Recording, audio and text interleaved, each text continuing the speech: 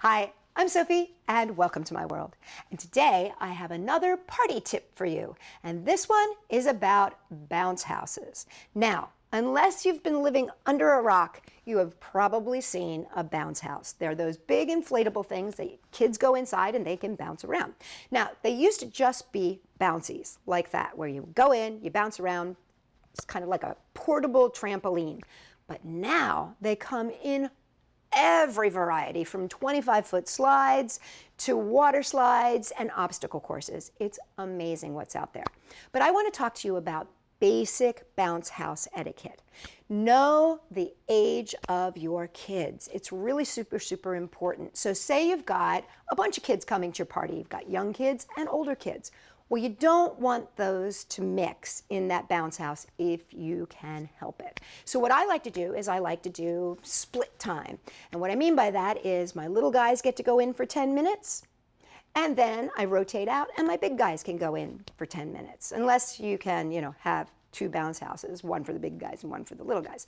But I like to rotate, and I like to do it in 10-minute spurts like that, because it allows everybody to get as much bounce time as they want.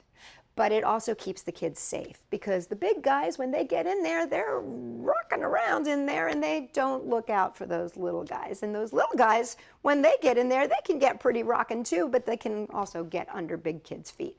So that is party etiquette number one. There's a couple other things you should know. If you are in a park, or if you don't have a lot of close power source or good power source, make sure that you have a generator. That is something that most bounce house places will provide, but you have to ask them for that. They will not just put it on naturally. You have to ask for it. So generators are good for parks.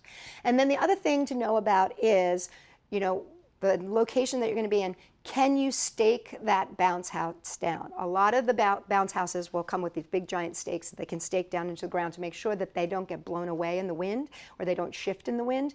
Very important that if you're in a park, or if you're in your own backyard, that you make sure that it's okay to use stakes.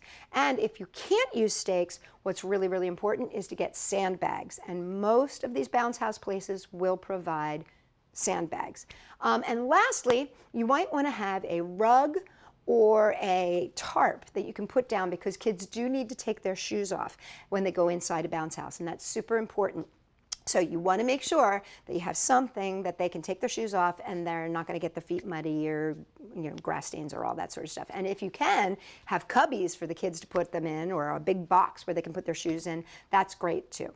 So those are my tips for bounce house etiquette, and you know what? They are super fun. Everybody loves them, but you just want to make sure that you're safe.